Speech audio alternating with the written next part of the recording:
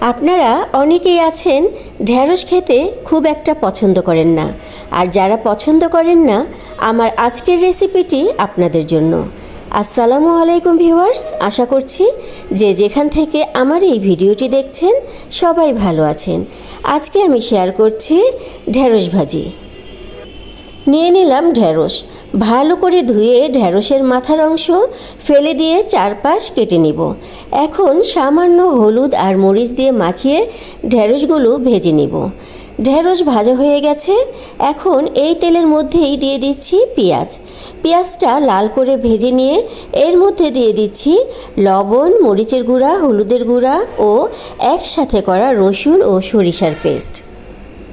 খুব ভালো করে নেড়েচেড়ে দিয়ে দিচ্ছি অল্প একটু পানি। ভালো করে মশলাটা কষিয়ে নিয়ে দিয়ে দিচ্ছি ঢ্যাঁড়স। মশলার সাথে ঢ্যাঁড়সগুলো খুব ভালো করে কষিয়ে নেব। এখন দিয়ে দিব চিলি ফ্লেক্স দিয়ে একটু নেড়েচেড়ে নামিয়ে নিব।